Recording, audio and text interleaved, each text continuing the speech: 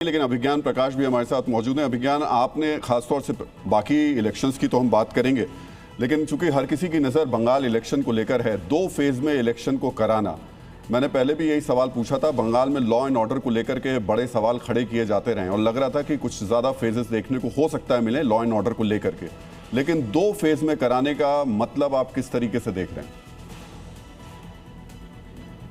नहीं, कुछ पैनलिस्ट ने राहुल ये बात बोली कि ये इलेक्शन कमीशन का सेल्फ कॉन्फिडेंस बताता है और उनकी इस बात से रामकृपाल जी ने भी कहा, तो उससे मैं इत्तेफाक रखता हूँ, क्योंकि एक बेसिक फंडामेंटल हम लोग सब तजुर्बे के आधार पर जानते हैं, सिक्योरिटी फोर्सेस का मूवमेंट होता है, बहुत मैसिव स्केल पर रीऑर्गेनाइजेशन होता है।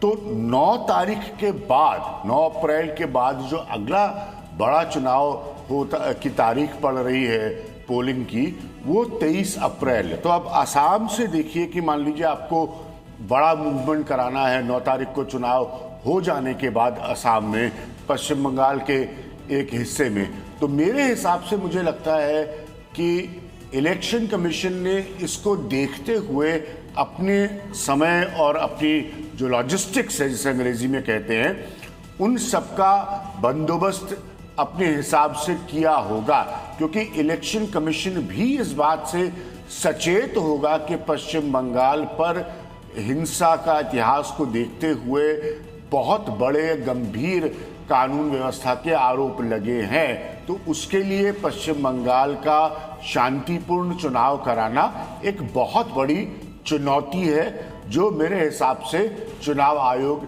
समझता है। तो मुझे नहीं लगता कि अंडर प्रिपेयर्ड होगा चुनाव आयोग, ये जानते हुए कि अभिज्ञान मैं आपसे जो ये सवाल पूछ रहा हूँ ना, इसका एंगल थोड़ा राजनीतिक है।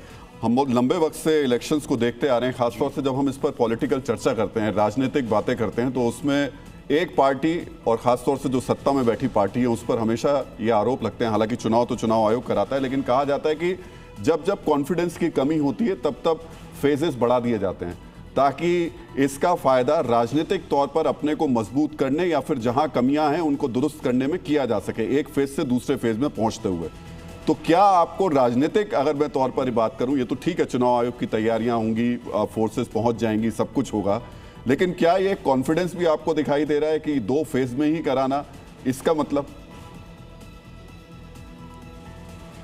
नहीं, ये कॉन्फिडेंस तो नेचुरल है कि ये ममता बनर्जी का कॉन्फिडेंस नहीं है, ये तो दूसरे तरफ का कॉन्फिडेंस। मैं बिल्कुल वही बिल्कुल जी बेहतर करेंगे, ये बिल्कुल सही कहा राहुल आपने, और यही पॉइंट है। क्योंकि भाई पहले हम सब जानते हैं, जब एक समय था कि पोल्स जो है वो अलाउड होती थी चुनाव के बीच में, उसके बाद उन पर बैन लग गया, तो चुनाव फेज दर फेज सब अपने चुनाव को ठीक करने की कोशिश करते थे, देखते हुए कि भाई क्या आकलन निकल के आया। आज के समय में सब लोग इंटरनल पोल्स कराते हैं, देखते हुए कि इस फेज में कैसा हुआ, क्या अगले फेज में हमें कहाँ इंप्रूवमेंट करने की जरूरत है। तो ये कोर्स करेक्शन तो राजनीतिक दल करते हैं, क्योंकि वो राजनीति कर रहे हैं, राजनीति इसलिए कर रहे हैं क्योंकि उनको चुनाव जीतना है।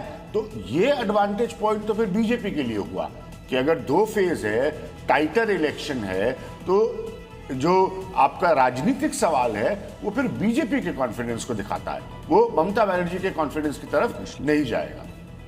जी, हमारे साथ और भी मेहमान हैं। हमारे साथ श्री कृष्णा सर भी हैं, आशीष रंजन जी भी हैं जो कि सेफोलॉजिस्ट हैं। आशीष रंजन जी, चुनाव की तारीखों का ऐलान हो गया, ठीक है, टीएमसी आपत्ति दर्ज कराएगी कि इतने चरण में कम में कैसे संभव है, लेकिन जो पिछले चुनाव में जो स्थितियां थी, कोविड था, सब कुछ था, बीजेपी ने अपने स्ट्राइक रेट जबरदस्त तरीके से बेहतर की, 3 से सीधे 77।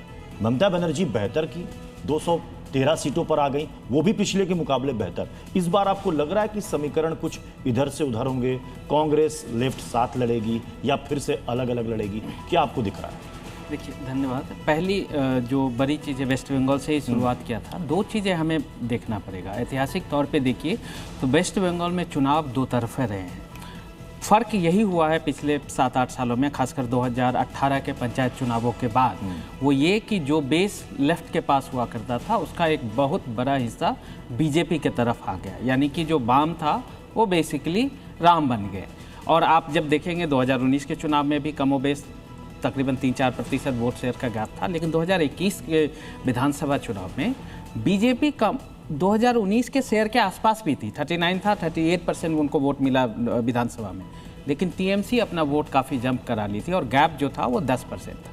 इस गैप को थोड़ा सा और अंदरूनी तरीके से देखिए। अगर वेस्ट बंगाल को अलग अलग रीजन में बांटा जाए तो बेसिकली जो ग्रेटर कोलकाता है और उसके नीचे का जो एरिया है आप सेंट्रल बंगाल, ये दो रीजन में जो गैप था वो मैसिव था, 15% के आसपास था बीजेपी और टीएमसी के बीच में। लेकिन जो वही मेदिनीपुर वाला इलाका जो शुभेंदु अधिकारी का इलाका है या नॉर्थ बंगाल का जो इलाका था, वहाँ पे जो दोनों का कंपटीशन था वो काफ़ी क्लोज था, 3% की मार्जिन थी। तो अब बीजेपी का जो असली गेम है वो ये है कि ये जो टीएमसी का गढ़ वाला जो एरिया है उसमें वो कितना अपने आप को बढ़ा सकती है, तो ये थोड़ा हमें देखना पड़ेगा। दूसरी बात जो आपने लेफ्ट और कांग्रेस की बात कहे है वो बिल्कुल हाशिए पे चले गए हैं। अभी वो अलायंस आज के डेट में तो बिल्कुल नहीं है, क्योंकि कांग्रेस भी कहती है कि हम सारा सीट लड़ेंगे और वो नहीं। अगर अलायंस बनती है या नहीं भी बनती है, किसी भी कंडीशन में मेरी जो अपनी राय है उसमें ये है कि कमोवेश वेस्ट बंगाल में इस बार भी दो तरफा ही मुकाबले होंगे और वो टीएमसी वर्सेस बीजेपी के बीच की लड़ाई होगी। यानी कुल मिलाकर लड़ाई बीजेपी और टीएमसी के बीच में भी है। श्री कृष्णा सर भी हमारे साथ हैं। श्री कृष्णा सर, क्या लग रही है स्थिति इस बार? आप पहले बंगाल के बारे में ज़रा आप बताएं। ठीक है, बंगाल मैं तो यही कहूँगा कि एक पहले शुरुआत ये करते हैं कि दो फेज़ में इलेक्शन है इस बार। माने एक तरफ से अच्छा है, क्योंकि पिछले बार आपने देखा कि एक इलेक्ट्रल वो फटीग आ गया था, वोटर फटीग जो 8 फेज में रखा था वो इलेक्शन के लिए। कोविड भी था सर, ये भी नहीं, कोविड तो था, साथ में एक फटीग हो जाता, आदमी थक जाता है। भाई 8 फेज आप कितने दिन वेट करते रहेंगे। आप 2 फेज में ख़त्म हो गया तो बस ठीक है, लोग ये भी कहेंगे अच्छा यार ख़त्म हो गया, चलो चुनाव अच्छा जो वोटर है एक तो वो है। दूसरा ये हो सकता है इसमें फेवर शायद थोड़ा भाजपा के फेवर में भी जा सकता है, हो सकता है, क्योंकि एकदम से तुरंत 2 फेज एक साथ हो रहा है। तो शायद जो कई पहले जब इतने फेज में रखा था 8 फेज में, तब लोगों को सोच विचार था कि भाई ये कल इनको कर दे, अगले बार इधर कर दें। अब 2 फेज में ख़त्म हो जाएगा, लोग एकदम से तय कर लेंगे भाई इसको करना है या उसको करना है। फिर भी मेरे को लगता है थोड़ा अभी भी फिर भी टीएमसी का भी थोड़ा पलड़ा भार है। They still have a favour कि अभी भी इतने खिलाफ नहीं है वहाँ पे, मैंने इतना एंटी नहीं हुआ है जो लोग एक्सपेक्ट कर रहे हैं। तो शायद इसमें ये दोनों में बैलेंस हो सकता है। एक चीज़ अगर ऐड कर सकूं, पिछली बार 26 फरवरी को चुनाव आयोग ने घोषणा कर दी थी और 2 मई को रिजल्ट था। इस बार 15 मार्च को है। तो जो सर अभी इलेक्शन फटीग की बात कर रहे थे, तो वो भी जो एक टेन्योर था लंबा चौड़ा करीब 2 महीने के आसपास का, वो भी कम हो गया। करीब 45 दिनों में मामला निपट जाएगा। जी हाँ, बिल्कुल सर। देखिए, सबसे महत्वपूर्ण बात यह है कि 5 राज्यों का चुनाव सिर्फ 5 दिन मतदान होंगे। ये बहुत बड़ी बात है। सारी डेट 5 डेट है, यानी 5 राज्यों का चुनाव 5 तारीखों में ख़त्म किया जा रहा है। अब रही बंगाल, जो बंगाल पर बात कर रहे थे, देखिए फ़ायदा किस पार्टी को हो नहीं हो तो 4 तारीख को 4 बजे के बाद क्लियर हो जाएगा। लेकिन लोकतंत्र को फ़ायदा इस मामले में हो रहा है कि देखिए बंगाल में आप देखिए जितना ही डिसेंट्रलाइज करते हैं, हमेशा ये रहा है, चाहे वो पंचायतों का चुनाव हो, चाहे वो हिंसा वहाँ बहुत ज़्यादा होती थी। अब क्या हो गया है, जैसा अभिज्ञान जी भी कह रहे थे कि आप ये देखें 9 अप्रैल को 3 राज्य करीब करीब समाप्त हो जाएंगे यहाँ। उसके बाद बचेगा कौन? 23 तारीख को सिर्फ तमिलनाडु में फर्स्ट फेज की पोलिंग होगी। ओह तो सॉरी, तमिलनाडु में एक ही दिन है, और बंगाल में 152 सीटों पर। यानी आपके पास सेंट्रल फोर्सेस और तमाम इतने पर्याप्त मात्रा में रहेंगे, पर्याप्त संख्या में रहेंगे कि आप एक अच्छी तरह से एक जिसको कहते हैं सही मायने में लोकतंत्र और वोट का अधिकार। बंगाल में सबसे ज़्यादा डर जिसकी होती थी, वोटर बूथ तक पहुंचता है कि नहीं पहुंचता है। मैं समझता हूं कि पूरे देश में ऑलरेडी 9 तारीख को समाप्त हो चुका होगा करीब करीब 4 राज्यों में, और एक राज्य का 23 तारीख को तमिलनाडु और बंगाल। तो ये पर्याप्त संख्या बल रहेंगे, चाहे वो राज्य की पुलिस हो, अर्धसैनिक बल हो, तो मुझे लगता है कि बहुत ही अच्छा है। और जिस तरह से टेक्नोलॉजी का सहारा अब लिया जा रहा है, इसलिए अब हम पुराने दौर में 10 फेज में मतदान, 8 फेज में, ये जितना कम हो उतना ही अच्छा होता ये है। सारी चीजें सर पहले भी बदलती गई हैं। आप देखिए एक समय में बिहार में कितना लंबा चुनाव चलता था, और आने वाले वक्त में देखिए धीरे धीरे उन चरणों को मतलब बिल्कुल छोटा कर दिया गया है, बिहार हो या फिर यूपी में।